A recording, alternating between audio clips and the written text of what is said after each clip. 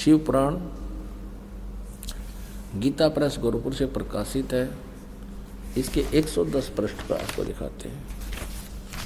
इसके संपादक हनुमान प्रसाद पोदार ओनली। इसमें स्पष्ट किया है कि ब्रह्मा विष्णु महेश में गुण हैं। ये है पृष्ठ 110 संक्षिप्त शिव पुराण 9वां अध्याय रुद्र संहिता 9वां अध्याय। इस प्रकार ब्रह्मा विष्णु तथा रुद्र इन तीन देवताओं में गुण हैं। रजगुण ब्रह्मा है, सतगुण विष्णु, तमगुण शिव जी।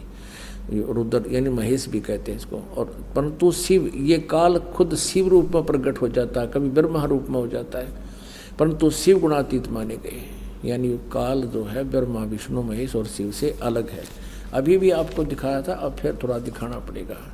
वही प्रकरण है कि एक बार ब्रह्मा विष्णु महेश का आपस में झगड़ा हो गया और इस बात पर मैं तेरा बाप, विष्णु कहता मैं तेरे बाप, ब्रह्मा जी कहते मैं तेरा बाप। इनके बीच में स्तंभ खड़ा कर दिया।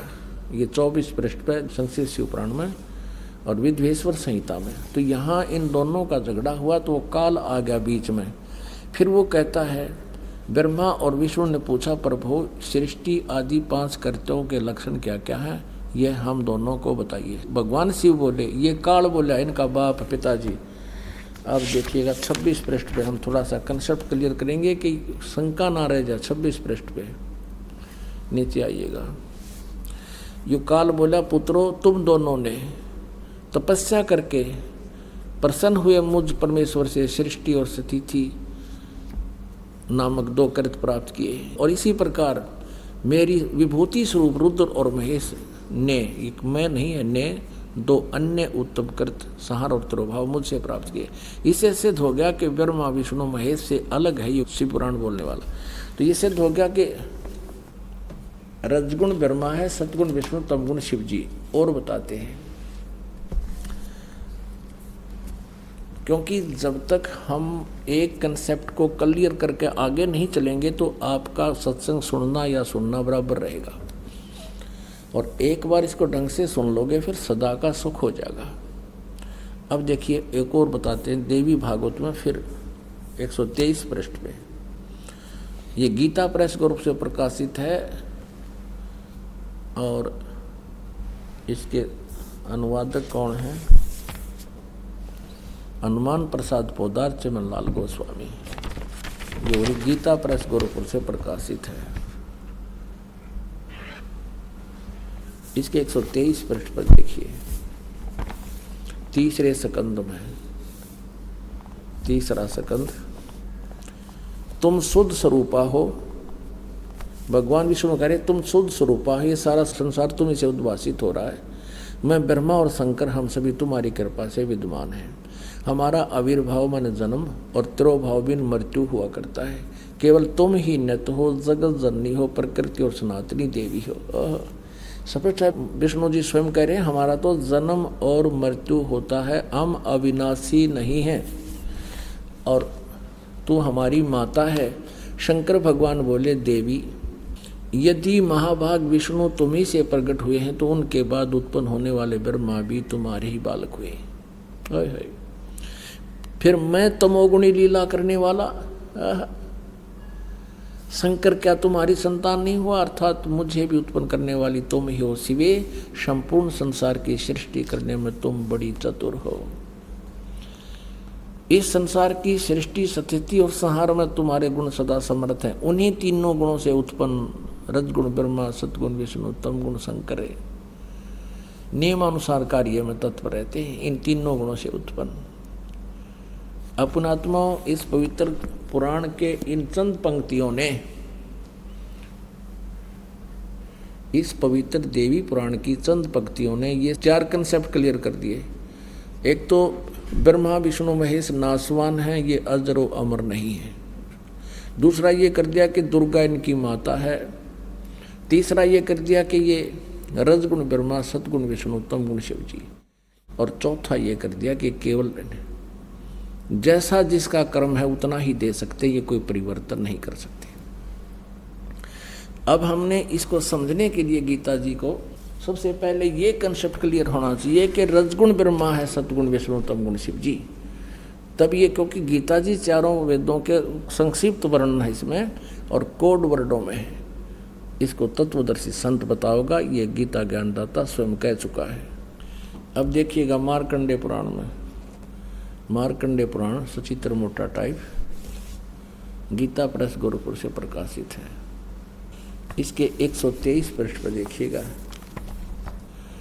इस प्रकार स्वयंभू परमात्मा की 3 अवस्थाएं हैं, रजगुण प्रधान ब्रह्मा, तमोगुण प्रधान रुद्र, सत्व प्रधान विश्वपालक विष्णु है।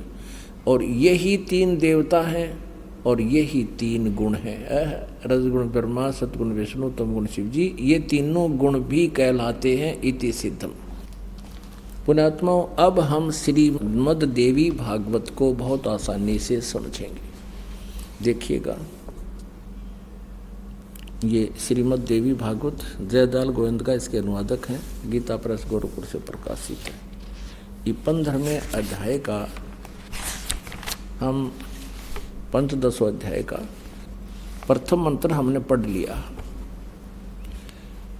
और दूसरा ये है कि इस संसार की तीनों गुण रूप, रजगुण ब्रह्मा, सतगुण विष्णु, तमगुण शिव जी रूप, ये शाखाएं हैं। यहाँ देखिएगा, विषय परवाला शाखा, विषय परवाला शाखा, विषय भोग यानी विकारों वाली ये शाखाएं ऊपर और नीचे फैली हुई हैं। मनुष्य लोक में कर्मों के बंधन में कर्मानुसार बांधने वाली भी ये तीनों गुण ब्रह्मा विष्णु महेश बांधन की मुख्य कारण हैं, जड़ हैं। जो कारण बीमारी की जड़ ये है, और नीचे और ऊपर फैली हुई है। सभी लोकों में नहीं, केवल 3 लोकों में, ऊपर और नीचे। तीसरे में कहा है, इस संसार वृक्ष का स्वरूप जैसा कहा है वैसा यहाँ विचार काल में नहीं पाया जाता। विचार काल माने गीता ज्ञानदाता कहता है, इस संसार रूपी वृक्ष के बारे में मुझे जो जानकारी है वह पूर्ण नहीं है। तेरे मेरे इस विचार काल में गीता जी के डिस्कशन में मैं कंप्लीट नहीं बता पा रहा। इस संसार रूपी वृक्ष का स्वरूप अर्थात ब्रह्मांड की सृष्टि रचना के बारे में जैसा कहा है वैसा यहाँ विचार काल में यानी गीता जी के ज्ञान में नहीं पाया जाता, क्योंकि न तो इसका आदि है, मुझे इसका आदि और अंत का पता नहीं है, और न इसकी अच्छी तरह प्रकाशित थी है, क्योंकि मैं नहीं जानता। इसलिए इस सुविरुद्ध मूलम अहमता ममता वासना नहीं, अति दृढ़ मूल वाले यानी अविनाशी परमात्मा रूपी तो जड़ है, वो तो अविनाशी है, कभी नाश में आता नहीं। वो दृढ़ मूल माने अविनाशी परमात्मा रूपी मूल वाले संसार रूपी पीपल के वृक्ष को दृढ़ेन माने दृढ़, असंग शस्त्रेण इन वैराग रूप शस्त्र द्वारा काट कर नहीं, तत्व ज्ञान रूपी शस्त्र द्वारा काट कर यानी तत्व ज्ञान से अच्छी तरह समझकर उसके पश्चात ये 4था श्लोक में स्पष्ट कर दिया।